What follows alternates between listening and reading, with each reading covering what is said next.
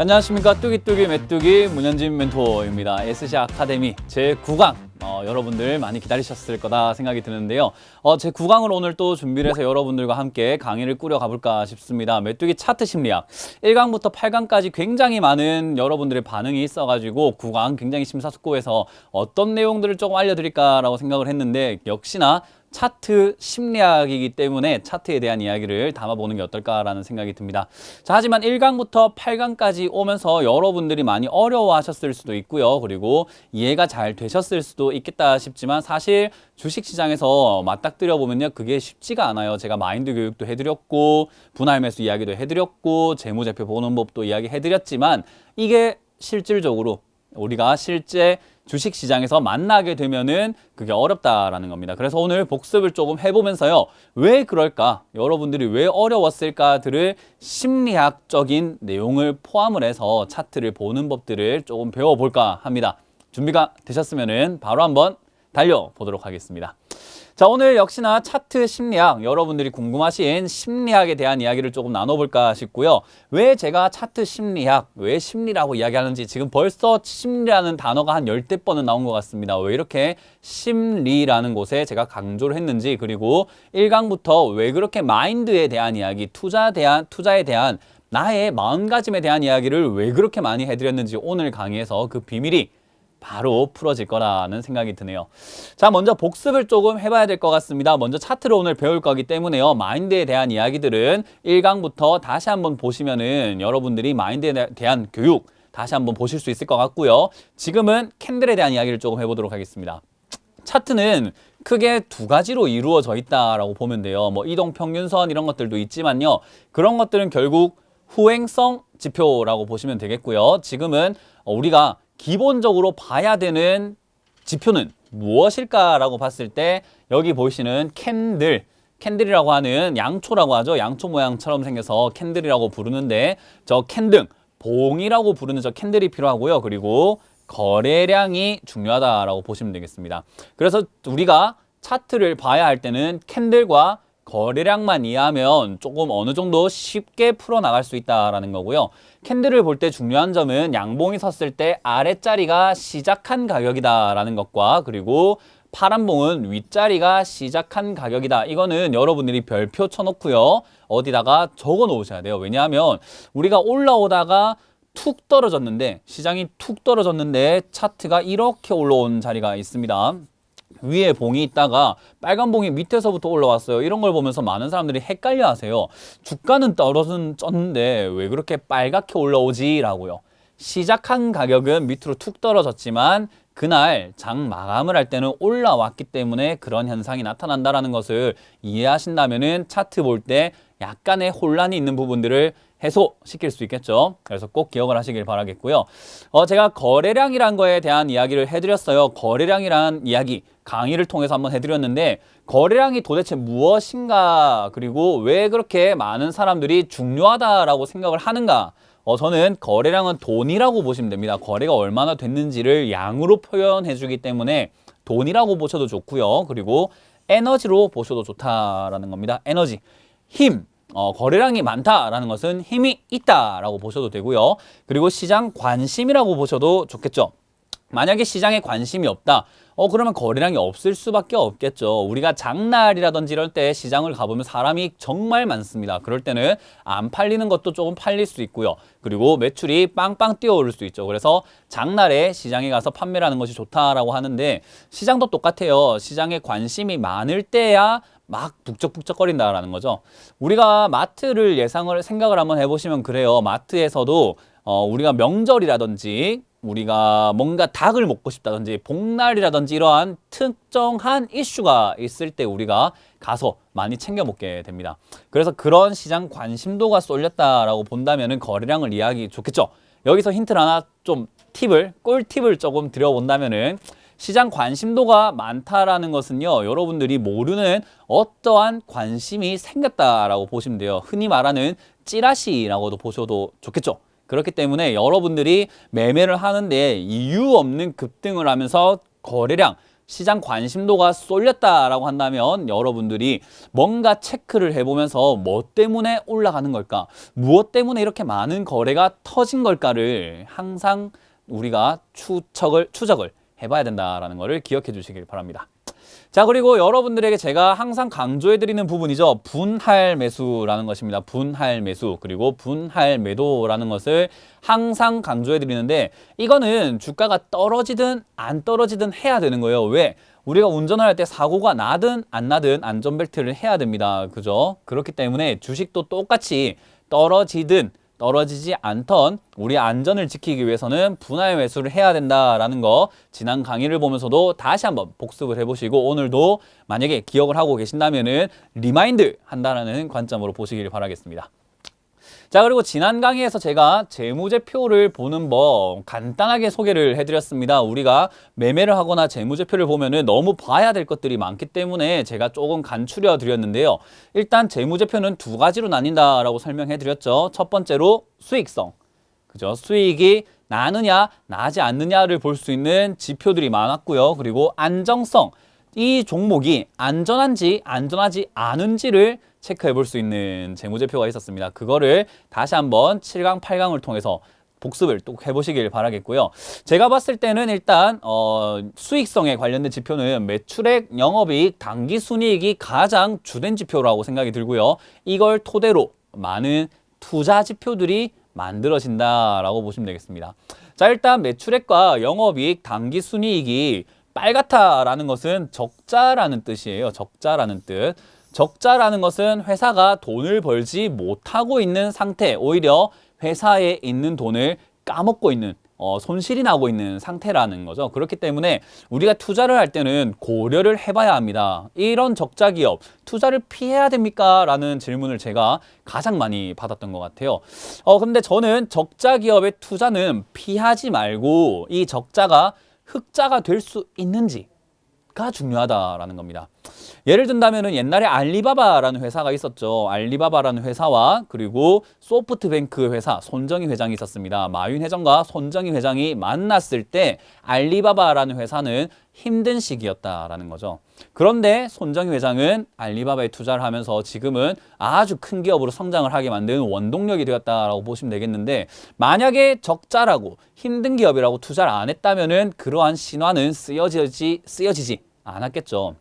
그렇기 때문에 저는 여러분들이 투자를 하는 데 있어 가지고요. 여러 가지 기법들이 있습니다. 기술적인 단타 또는 스윙 그리고 장기, 급락주, 올라가는 상따 이런 많은 기법들이 있지만 가장 투자의 근간이 되는 것은 될 것 같은 회사에 돈을 투자를 해줘서 그 회사가 잘 되었을 때 수익을 거두는 것이라는 그 투자의 기본을 잊지 마시길 바랄게요. 그래서 적자라고 해서 무조건 안 좋은 건 아니다라는 것을 기억을 해보시고요. 그리고 적자라고 해서 무조건 또 흑자가 될 수 있는 가능성을 가지고 투자를 했다라는 것은 투기가 될 수 있기 때문에 조심하자라는 이야기를 좀 드려보겠습니다.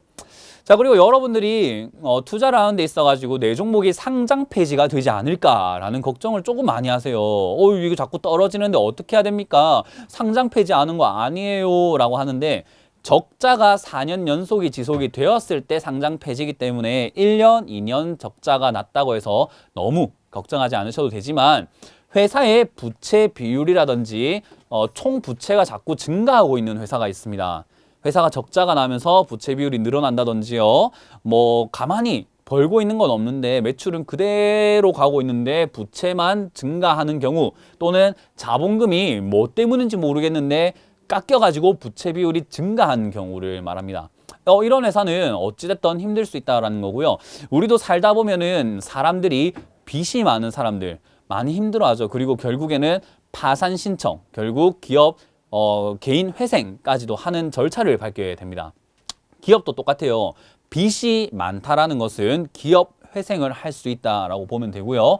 그러한 의미에서는 100% 이상이면 빚이 많다라고 보통은 해석하지만은 업종에 따라서 200%라든지요, 400%까지도 이해를 해주는 부분이 있습니다. 하지만 부채 비율이 500% 막 1000%까지 올라간다라는 것은 여러분들이 투자를 할 때 있어서 조심해야 되는 지표다라는 거 꼭 기억하시고 부채 비율을 체크해 보시길 바랄게요. 부채가 너무 많다 하면은 투자하는 거를 적자가 나는 기업보다 더 위험한 기업이니까 조금은 배제하는 게 어떨까라는 생각이 듭니다. 자, 그리고 유보율이라는 항목이 있었죠. 유보율, 안정성 지표 중에서 유보율 얼마나 안전한가, 이 회사가 돈이 얼마나 많은가. 빚이 많거나 지금 돈을 당장은 못 벌고 있다 하더라도요, 우리가 모아놓은 재산이 많은 사람들은 저 사람은 뭘 해도 돼 라는 이야기를 합니다. 그죠? 우리가 사는 것과 주식은 크게 다르지 않아요.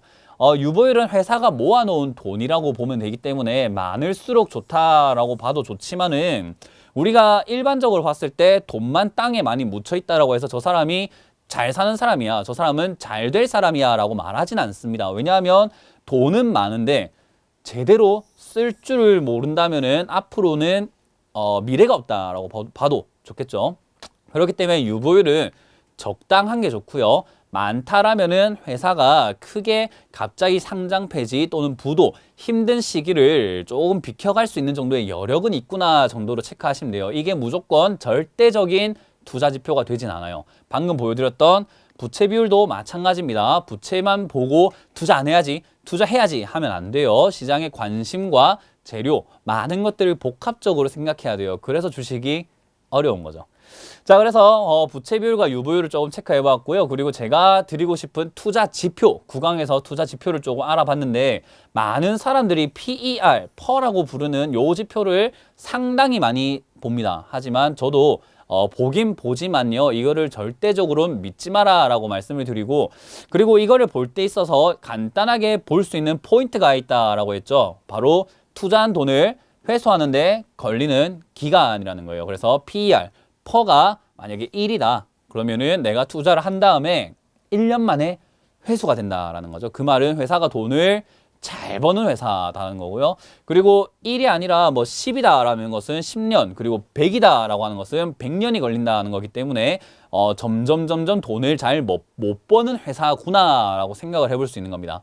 그래서 PER이 낮을수록 좋다라고 보시면 되지만 너무 낮거나 한다면은 조금 피하자라는 거고요. 그리고 단기 순이익이라든지 그해 매해마다 순이익이 조금 다를 수가 있어요. 그렇기 때문에 회사가 일을 하지 않았는데 갑작스럽게 돈이 생긴 경우에도 PR이 좋아지는 경우가 있습니다. 근데 그 해에 PR이 좋다죠, 퍼가 좋다라고 해가지고 그해 투자를 했더니 회사가 영업이익은 잘 나지 않아가지고 다음 시기부터는 주가가 떨어지는 경우도 상당히 많아요. 그렇기 때문에 제가 다시 한번 강조해드리지만, 이러한 지표들 그리고 제가 말씀드리는 포인트들을 절대적으로 한 가지만 보고 투자하지 마라라는 거예요. 지금은 참고해야 되는 여러 사항들을 제가 요약을 해서 알려드리는 거기 때문에요. 체크 꼭 해보시길 바라겠습니다. 자, 그리고 BPS라는 지표가 있다라고 했죠. PER은 회사가 얼마나 돈을 잘 버는가 였다면요, BPS는 회사가 얼마나 안정적인가, 그리고 회사가 가진 진짜 자산 가치에 비해서 얼마나 주가가 낮게 책정이 되어 있나, 약간 안정성 지표에 가깝다라고 보면 되고요. 이걸 가지고 현재 주가를 평가하는 경우도 있습니다. 어떻게 해요? 자산은 10억짜리 회사인데 주가가 시가총액이 총 1억밖에 안 되면은 우리가 이 회사는 10억짜리니까는 10억 정도 올라와야 되지 않을까라고 생각할 수 있는 저평가 구간이라고 봐도 좋다라는 거죠.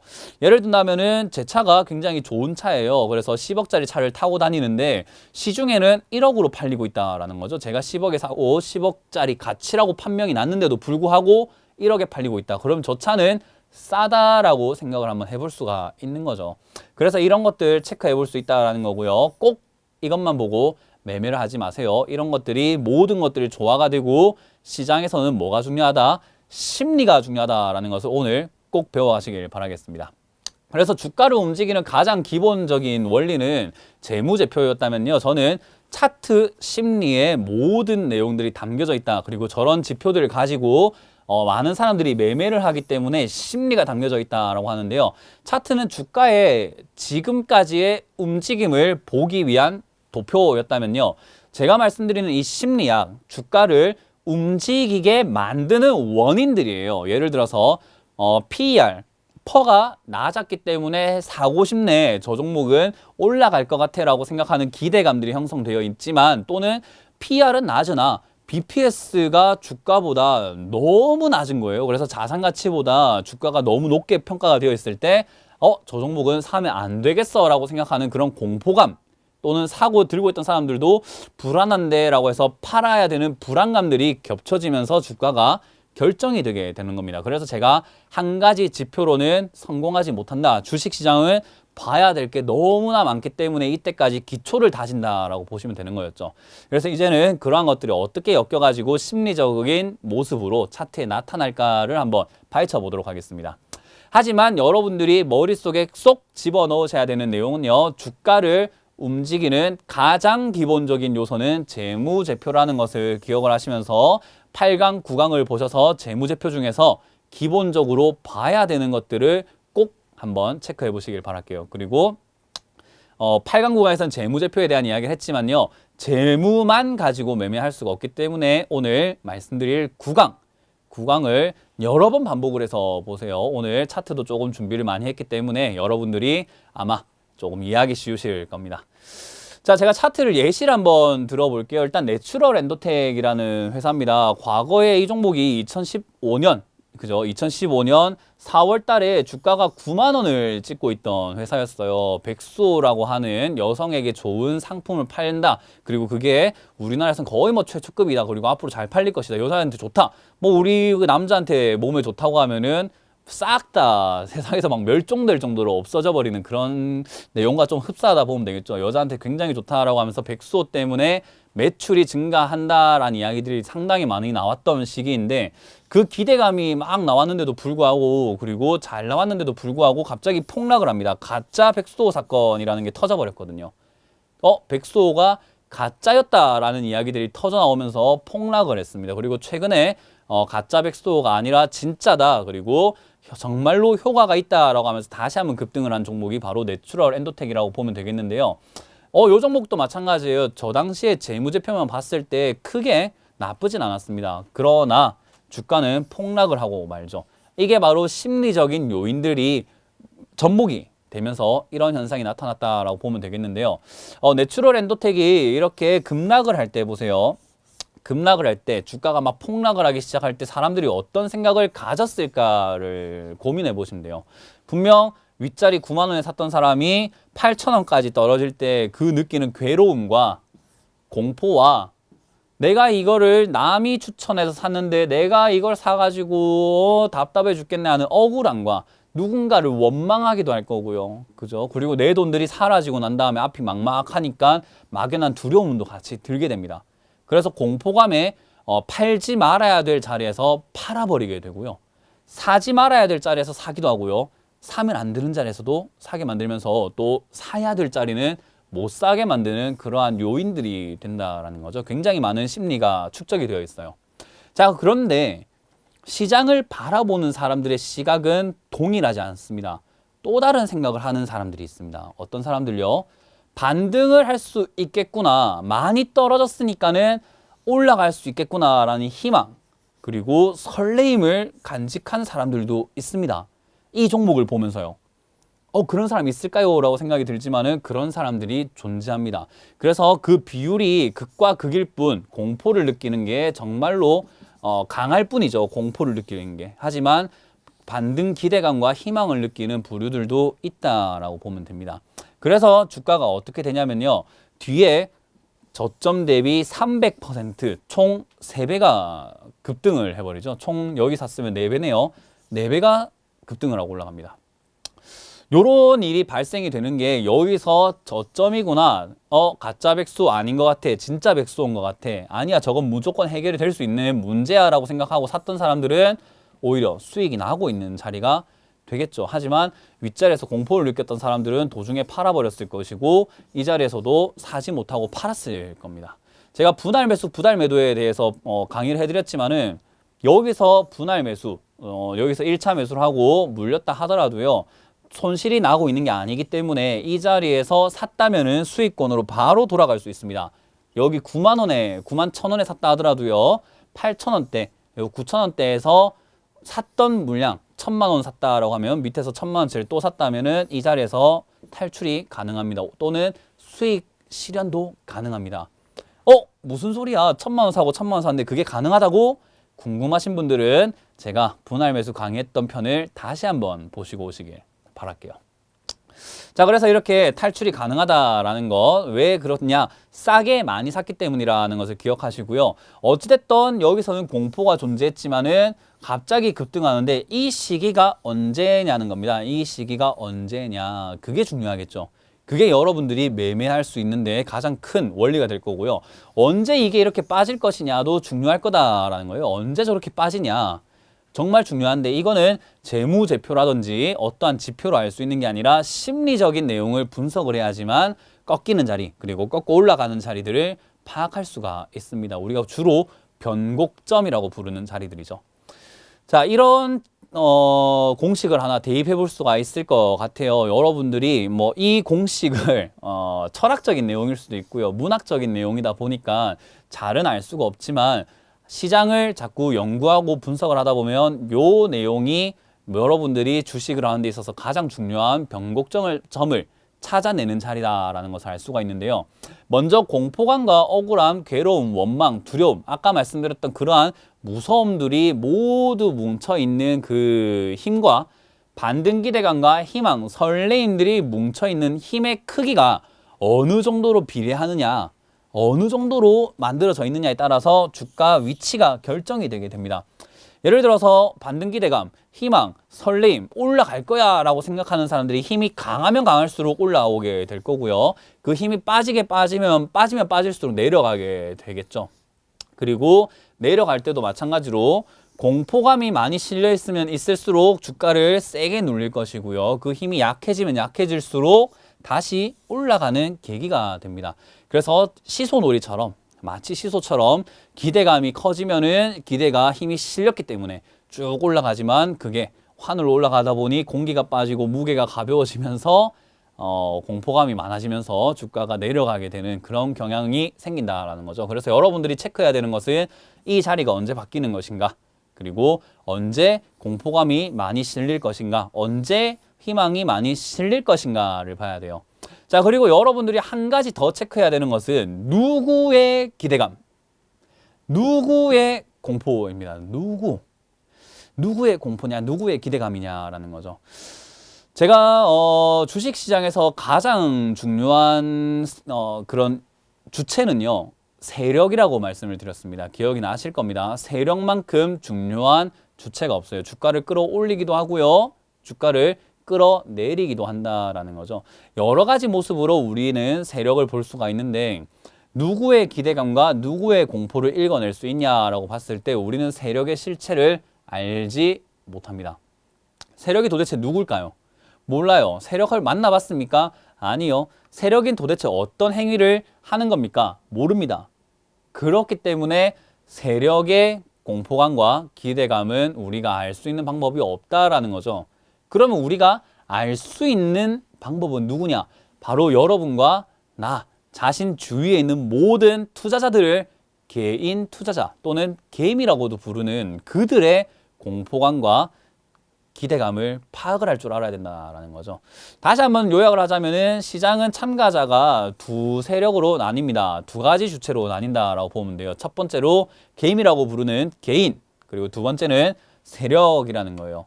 우리가 알아내야 되는 거는 세력이 아니라 개인입니다. 개인들이 무서워하는 자리에서는 살 줄 알아야 되고요. 개인들이 좋아하는 자리에서는 팔 줄 알아야 된다라는 거예요. 그게 바로 세력이 하는 행동이기 때문이죠. 우리는 절대로 개인들하고 같이 다니면 안 돼요. 개인하고 움직여봤자 수익이 날 가능성보다는 손실이 날 가능성이 많습니다. 항상 그래왔기 때문이죠. 근데도 불구하고 여러분들은 주위에 개인들과 함께합니다. 개인들과 함께해요. 지금까지 저를 찾아와가지고 주식을 좀 알려주세요 하는 사람들이 별로 없었어요. 그리고 실질적으로 몇 명 오질 않습니다.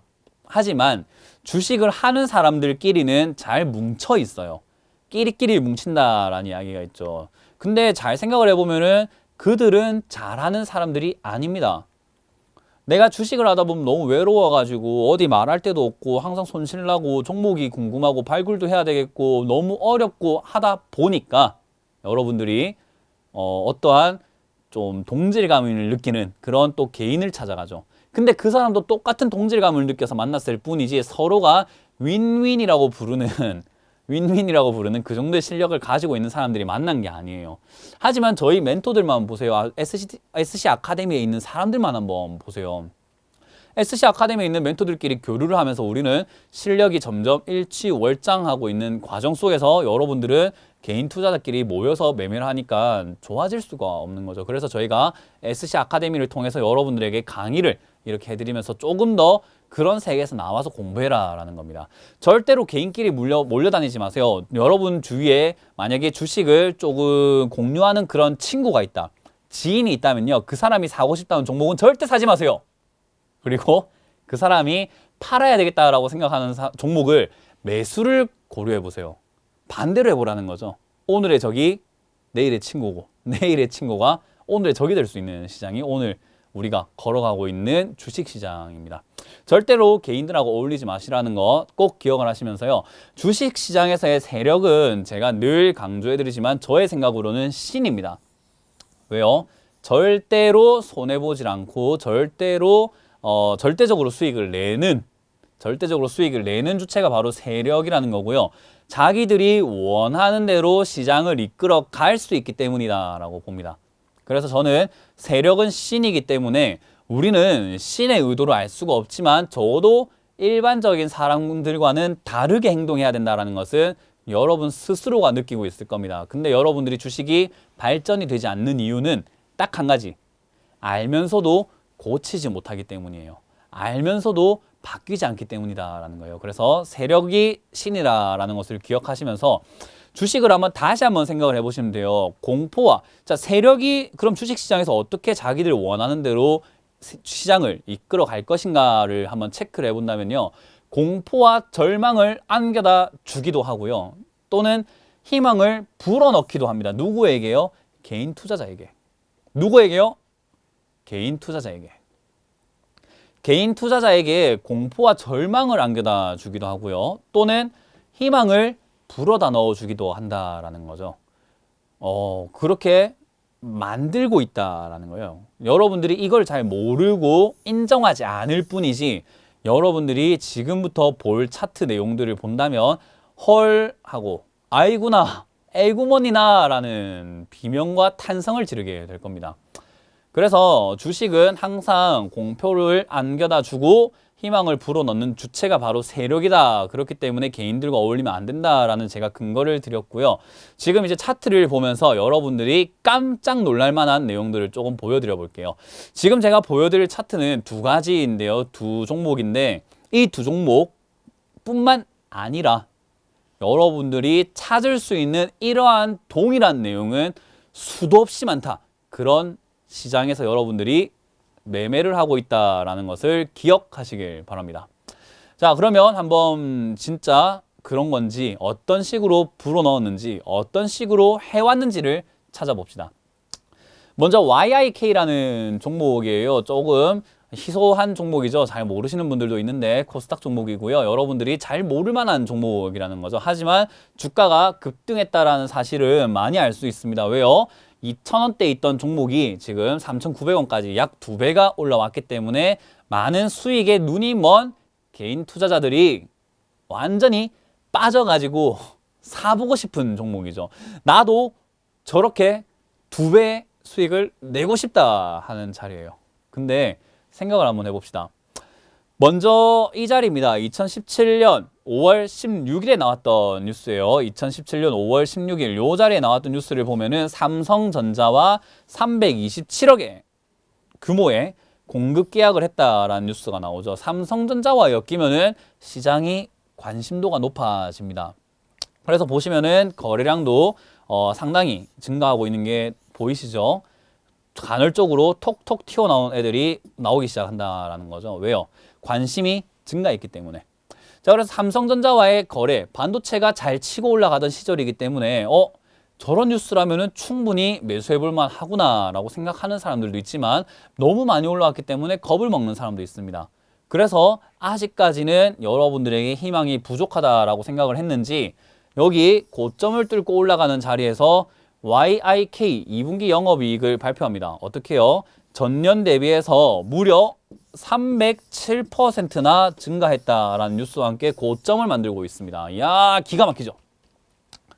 307%라는 엄청난 수치를 들이밀면서 주가는 고점을 찍고 올라갑니다. 이때 여러분들은 생각을 하죠. 삼성전자와 반도체 계약을 했을 때 의심을 하지 말걸, 그때라도 살걸 이라고 아쉬워하기 시작합니다. 그리고 지금부터 더 갈 수 있다라는 희망을 가지기 시작을 해요. 왜요? 영업이 증가했다라는 뉴스와 함께 앞으로 영업이익이 더 좋을 것이다. 왜냐? 공급 계약도 했고 반도체 업종이 더 좋아지기도 하니까요. 그래서 여러분들이 그런 생각을 하면서 기대감들이 많이 형성이 되어 있는 자리라는 거죠. 누구의 기대감? 이 뉴스를 누가 봤죠? 세력이 집에서 매매하다가 뉴스를 봤을까요? 아닐 겁니다. 세력이 그렇게 단순하지는 않을 거예요. 많은 개인 투자자들이 뉴스를 보고 체크를 해보는 시장이 아닐까라는 생각이 듭니다. 자, 그랬더니 거짓말처럼 7월 24일 뉴스, 제가 보여드렸던 7월 21일 끝나고 24일 주말이 지나고 22, 23 주말이 지난 다음 24일째에 고점을 만들더니 주가는 아이러니하게도 폭락을 해버립니다. 그리고 난 다음에 나오는 뉴스는 대출받아라. 이게 시장이에요, 여러분. 대출 받으세요. 대출하세요 라고 여러분들에게 주문을 넣습니다. 많이 물렸죠. 희망을 가지고 투자했는데 많이 물렸죠. 여러분들에게 필요한 건 지금 뭐다? 대출이다 라는 뉴스를 쏟아내기 시작을 합니다. 굉장히 슬픈 현실인 것 같아요. 개인 투자자들이 이렇게까지 뉴스를 믿고 있다는 거, 그리고 개인 투자자들이 의지하는 곳이 바로 뉴스라는 거, 그걸 이용하는 것이 바로 세력이라는 거, 이거를 알면서도 속고 있는 여러분들이 있기 때문에 주식시장이 항상 이걸 되풀이해 온다라고 보시면 됩니다. 마찬가지예요. 야, 저거는 YAK, 저건 무슨 종목의 YIK 같은 저런 종목을 가지고 무슨 강의를 해? 라고 하실 수 있을 것 같아서 제가 SK하이닉스를 가지고 와봤습니다. 이거라면은 여러분들이 모를 수는 없는 종목이죠. 지금 벌써 2017년 9월 기준으로 시가총액 2위에 달리고 있는 종목인데 여러분들이 모를 수가 없는 종목이라고 생각이 듭니다. 삼성전자를 제가 예를 들려고 했는데 삼성전자에 관련된 뉴스가 워낙 많다 보니까 그래도 같은 업종이었고 같은 테마 그리고 같은 행태를 보였던 SK하이닉스에 대해서 설명을 좀 해드려 볼까 합니다. 주가가 거짓말처럼 올라왔어요. 37,000원이었던 2016년 9월 달에 37,000원이었던 종목이 73,000원까지 대형주가 마치 소형주처럼 올라왔습니다. 대형주가 마치 소형주처럼 2배에 가까운 성장을 해버립니다.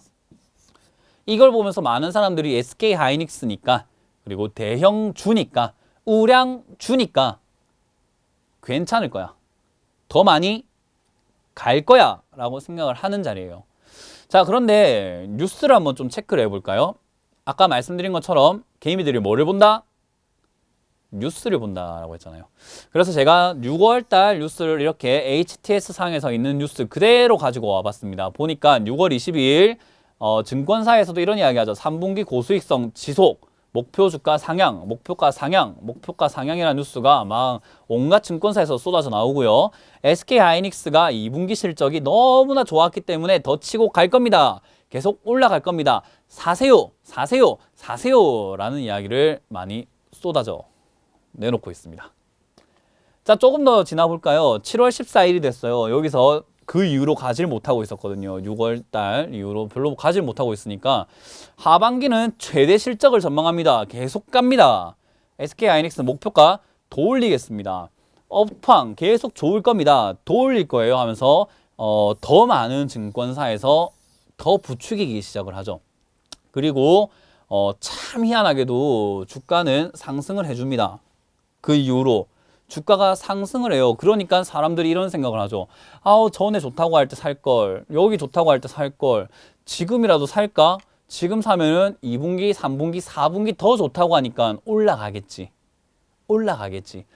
지금 고점을 자꾸 찍고 올라가면서 신고가인데 7월 24일 신고가 73,000원 찍었는데 이거 사야 되는 거 아니야?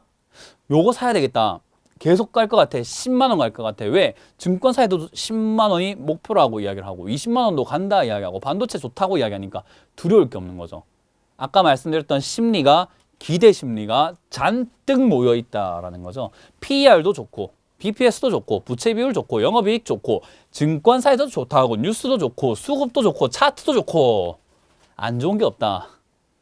안 좋은 게 있습니까? 안 좋은 게 있어요. 하지만 저는 이 자리에서 7월 24일 2데일리에서 저희가 이야기를 합니다. 주챔쇼라는 걸 하고 있죠. 거기를 한번 체크해 보시면요. 제가 저 자리 사지 마세요 라는 이야기를 합니다. 상담 내용에서 사지 마세요 라는 이야기를 하죠. 왜 그랬을까요? 다 간다고 하는데, 다 간다고 하고 다 좋다고 하고 모든 게 다 좋다라는 걸 표현해 주고 있는데 왜 그랬을까요? 답은 간단하다라는 거죠. 너무나 많은 사람들이 기대를 하고 있습니다. 어떤 사람들, 제가 누구의 심리를 읽어야 된다 했죠?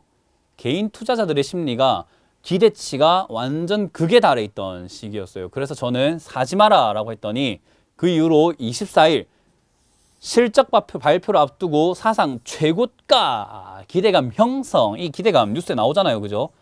기대감 형성이라는 뉴스가 나오고 정말 거짓말처럼 주가는 7월 24일 고점 이후로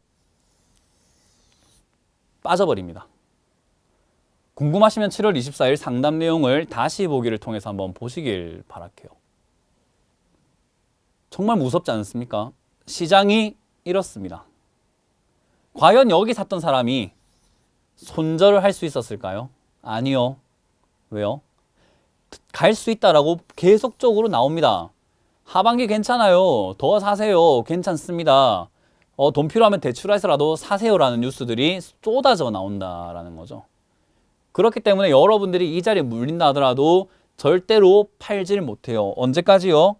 주가가 반토막이 날 때까지 팔지를 못하고 몇 년 동안 기다리게 되는 자리가 바로 이런 자리라는 거예요. 무섭죠? 그럼 이게 올라오면서 본전 오면 팔 수 있느냐? 아니요. 이제 다시 가는갑다. 또 저기 73,000원 뚫고 올라가려는갑다. 시장은 쭉쭉 치고 올라가려는 거야. 여기서부터 완전히 상승을 하는 거야 라는 기대감들이 형성 또 되기 때문에 미련이 남아서 이 자리에서도 못 팝니다. 그랬더니 주가가 이렇게 떨어지게 되는 현상이 나오게 됩니다. 이게 개인 투자자들의 현실이고요. 지금 우리가 보고 있는 주식시장의 현 모습이고요. 절대로 바뀔 수가 없는 내용이다라는 거죠. 절대 이런 내용들은 바뀌지가 않아요. 바뀌어야 되는 건 누구냐? 시장이 아니라 여러분입니다. 여러분들이 참여하고 있는 시장을 이렇게 만든 거예요. 누가요? 이전부터 아무것도 모르고 주식을 해왔던 개인 투자자들이요. 사기는 치는 사람이 있고요. 당하는 사람이 있잖아요. 그런데 생각을 해보시면은 당하는 사람이 없다면 치는 사람도 없어지게 됩니다. 견물생심이라는 게 있어요. 누가 먼저냐? 사기 치는 게 먼저냐? 사기 당하는 게 먼저냐를 생각을 해보시면은 저희가 어린 학창 시절이라든지 주위 사람들 중에 약간 어리숙하고 굉장히 순진한 친구들이 있습니다. 순진한 사람들이 있고요. 그런 친구들을 보면은 나도 모르게 장난을 쳐보고 싶고 거짓말 해보고 싶고 속여보고 싶은 그런 아주 충동적인 마음이 생기게 돼요. 근데 정말 똑똑하고 사리분별 잘하고 나보다 아는 걸 많다라고 생각하는 사람을 속일 수 있겠나요? 그런 생각조차 들질 않습니다. 안 될 것 같으니까. 안 될 것 같으니까. 애초에 만만한 사람을 가지고 장난친다라는 거죠. 주식시장뿐만 아니라 우리 사회 모습이 다 그래요. 사기를 당하는 사람들이 있기 때문에 아무것도 모르는 사람들이 있기 때문에 이런 현상들이 나타나고 있고요. 저는 그런 걸 좀 막아보고자 이 강의의 내용을 조금 담아보고 있습니다. 여러분들이 얼마나 저의 절실함을 느낄지는 잘 모르겠으나 저희 SC 아카데미를 통해서 공부하신 분들은 절대로 시장이 지지 않는 매매를 하시길 바라겠다라는 이야기 또 드려볼게요. 굉장히 슬픈 내용이에요. 이 자리에서 다 물려가지고 이러지도 저러지도 못하는 현상들이 발생이 된다라는 거예요. 어떤 뉴스 때문에? 우리가 볼 수 있는 아주 고점에 나왔던 뉴스 때문에 그래요. 고점에서 보시면은 상당히 크게 물려있는 뉴스들이 나오게 되죠. 자, 이런 고점에서는 절대 사지 말아라라는 겁니다. 굉장히 슬픈 현실이기 때문에 여러분들이 이런 강의만 보셨더라도 안 할 수 있다는 거 꼭 기억해 주시길 바랄게요. 자, 왜 이런 현상이 나타나는가를 한번 생각을 해본다면은 과일 장사를 예를 들어 볼 수가 있습니다. 자, 우리가 이 과일을 팔아야 되는 입장이라고 생각을 한번 해봅시다. 그러면은 이런 이야기를 합니다. 우리 과일 먹으면 배탈이 납니다. 그리고 오래된 과일이에요. 그리고 신선하지가 않아요. 하지만 그럼에도 불구하고 작년에 5,000원이었던 이 가격을 10,000원에 팔겠습니다 라고 이야기를 하는 장사꾼이 있다 생각을 해봅시다. 또는 여러분들이 이렇게 장사할 겁니까? 안 할 거예요. 과일 장사는 절대로 저렇게 하면 안 돼요. 이거 장사 안 돼요. 그죠? 장사가 되겠습니까? 안 된다라는 거죠. 자, 그런데 여러분들이 이렇게 장사를 해본다라고 봅시다. 이번 과일은 당도가 가장 높습니다. 그리고 정력, 정력 막 이야기 나오면 남자들 사족을 못 씁니다. 정력에도 아주 좋습니다. 또 전국에 우리밖에 팔지 않는 그러한 과일입니다. 그래서 작년에 5,000원이었던 이 가격을 내가 10,000원에 오늘 드리려고 합니다. 너무 좋기 때문에 가격이 오를 수밖에 없었어요 라고 한다면 어떨까요? 앞과 뒤, 전자와 후자의 차이를 아시겠나요? SK하이닉스와 같은 종목이라든지 아까 YIK라는 종목이 올라왔을 때 절대로 안 좋다고 하면 안 되겠죠. 그렇게 이야기를 나온다 한다면 여러분들이 사지 않을 테니까요. 많은 사람들이 사지 않을 테니까요. 하지만 이런 식으로 좋다라고 한다면은 많은 사람들이 팔 수도 있게 되고 그 자리에 사게 됩니다. 그게 장사의 기본이죠. 주식에서도 장사라고 보면 돼요. 세력들은 물량을 싸게 사서 비싸게 팔아야 되는 장사꾼입니다. 여러분들은 손님이 되는 거고요. 그죠? 그래서 제가 그 손님처럼 생각하지 말고 손님처럼 하지 말고 제발 장사꾼처럼 해보자. 장사꾼들의 마인드를 이해해보자 라는 겁니다. 그렇기 때문에 제가 이런 내용을 알려드리는 거고요. 주식은 소자본 창업이다라고도 불리는 내용이에요. 누구나 할 수 있지만 누구나 돈을 벌어갈 수 있는 자리는 아닙니다. 누구나 카페는 차릴 수 있지만 누구나 치킨집은 차릴 수 있지만 누구나 성공하지 못한다라는 거죠. 우리가 장사를 생각하더라도요. 굉장히 준비를 많이 해온 사람, 남들과 다른 사람, 뭔가 창의적인 사람, 독특한 아이템을 가지고 있는 사람들이 성공한다라고 봐요. 마찬가지예요. 주식시장도 남들이 잘 알지 못하는 기법도 알아야 되고요. 남들이 생각하지 않는 분야까지 생각을 해봐야 되고요. 시장 원리에 대해서도 이해를 해야 됩니다. 그래서 주식이 어려운 건데 여러분들이 주식은 이렇게 생각하면 돼요. 물량을 뺏고 뺏기는 시장이다 라고 보면 됩니다. 뺏고 뺏기는 시장. 무슨 소리야. 물량을 뺏고 빼서? 굉장히 쉬워요. 주식은 거래이기 때문에 그렇습니다. 주식 거래 시장이라고도 부르죠. 근데 여러분들이 거래는 조금 쏙 빼먹고 생각하시는 경우가 많은데 거래가 굉장히 중요한 포인트라는 겁니다.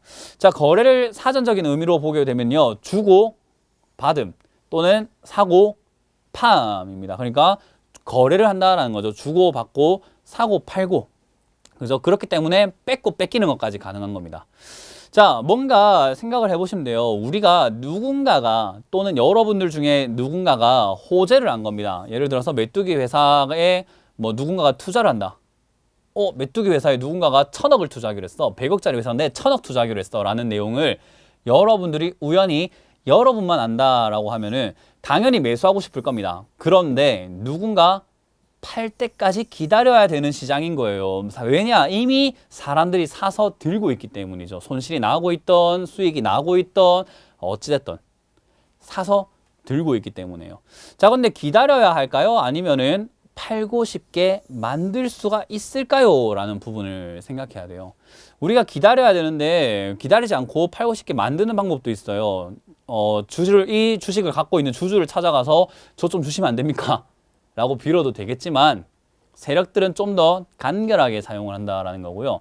반대로 이 만들어야 된다라는 의미를 기억을 하셔야 되는데 반대로 누군가가 싸게 매수해서 비싸게 팔고 싶을 때 싸게 사서 비싸게 팔고 싶을 때 살 때까지 기다려야 되겠죠. 그 비싼 가격에. 그러나 한 번 더 생각을 해보시면은 사고 싶게 만들면 된다라는 거예요. 이렇게 만드는 주체가 누구다? 세력이라는 거죠. 세력. 누구다? 세력. 그걸 꼭 기억하셔야 돼요. 세력. 세력들은 팔고 싶게 만들기도 하고요. 사고 싶게 만들기도 합니다. 그렇기 때문에 여러분들이 사고 팔고가 되는데 나도 모르게 무의식적으로 좋아 보여서 샀겠지만은 사실은 시장이 주문을 하고 있는 거죠. 여러분들에게. 아시겠습니까? 자, 그래서 다시 한번 시장 참여자를 체크를 해봐야 될 것 같은데, 시장 참여자는 두 가지로 나뉜다라고 했죠. 세력과 개인이다라고 보면 되겠는데, 세력과 개인 중에서 그렇게 사고 싶거나 팔고 싶게 만들 수 있는 것은 누구냐라는 겁니다. 누굴까요? 당연히 세력이라는 겁니다. 세력. 그래서 우리가 세력을 따라다녀야 되고 개인들을 멀리해라는 거고요. 제가 끼리끼리 뭉쳐서 주식 공유해봤자 좋아질 거 하나도 없습니다 라고 말씀을 드리는 이유가 바로 개인끼리 뭉쳐봤자 답이 없습니다. 절대로요. 저희와 같은 전문가 또는 잘하는 사람 옆에서 배우고 그 사람들이 생각하는 거를 따라가야 됩니다. 하지만 그런 사람들이 여러분들에게 이렇게까지 공부를 시키지 않습니다. 그래서 이 강의가 굉장히 유용하다라는 겁니다. 몇 번을 반복해서 보세요. 이 무료 강의 중에서 이 정도 퀄리티는 대한민국에는 없다라고 생각이 듭니다. 꼭 기억하시길 바랍니다. 자, 그래서 여러분들에게 말씀드리고 싶은 내용 요약을 하자면요. 개인 투자자가 욕심을 내는 종목은 최대한 멀리 하시는 게 좋고요. 우리가 많이 올라온 종목을 따라갈 때는 많이 먹으려고 하면 안 됩니다. 조금만 먹고 수익을 주면은 감사합니다 하고 챙겨서 나올 줄 알아야 된다라는 거고요. 전 국민이 알만한 뉴스는 되도록이면 뭐냐? 무시하는 게 좋습니다. 전 국민이 알만한 뉴스는. 많은 개인 투자자들이 특징을 조금 체크해 보면요. 정보에 취약하다라는 특징이 있습니다. 정보가 굉장히 부족하죠. 그렇기 때문에 쓸데없는 정보도 믿어버리는 경우가 많고요. 그리고 투자 지식도 부족한 경우가 너무 많습니다. 기법도 몰라, 차트도 몰라, 재무제표 몰라, 뉴스 해석도 몰라, 시장도 몰라, 하지만 투자를 하고 있습니다. 그게 정말 큰 문제고요. 또 투자보다는 이번 한 방으로 돈을 벌어서 회사의 사표를 부장 얼굴에 딱 던져버리고 싶은 그런 분들이 많다라는 거죠. 투기, 한 방에 뭔가 해보고 싶은 분들, 투기 이런 분들이 많고요. 또 마지막으로 언론을 너무 많이 신뢰를 하고 잦은 손절을 한다라는 것들이 있습니다. 여러분들의 특징이 아닌가라고 한번 스스로 반성해 보시면 돼요. OX를 하면서 여러분들이 체크해 보세요. 잦은 손절하지 않는지, 언론 너무 믿지 않는지, 투기하지 않는지, 지식 부족하지 않은지, 정보가 부족하지 않은지 다 여러분들의 모습일 거다라는 생각이 드네요. 자, 그래서 개인 투자자들은 저러한 특성이 있기 때문에 쉽게 겁에 질리고요. 쉽게 희망을 갖습니다. 중간에 제가 비워놨는데 어떤 겁에, 어떤 희망에 질리냐를 보게 되면요. 쉽게 손실이 무서워서 겁에 질려버리고요. 쉽게 수익에 눈이 멀어서 희망을 갖고 매수를 하고 추격 매수를 하고 버텨버리는 경우가 생깁니다. 이게 바로 아까 말씀드렸던 정보가 부족하고 지식이 부족하고 언론을 믿고 투기를 하고 손절을 자주 해서 그래요. 절대로 이러시면 안 됩니다. 절대로요. 개인 투자자들이 호재를 보면요. 보통 이런 무의식적인 상상을 해요. 나를 위한 뉴스구나. 나만 알고 있구나. 무의식 속에 착각을 하고요. 그리고 악재를 보면은 나만 전국에서 제일 빨리 알고 있어. 그러니까 지금이라도 팔아야지 내가 제일 빠를 것 같아.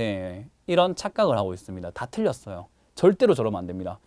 그리고 이런 모든 심리들이 차트에 반영이 되어 있다라는 거죠. 그래서 제가 차트 심리학이라고 부르고요. 그러한 내용들을 많은 분들에게 알려드리고 싶다라는 거예요.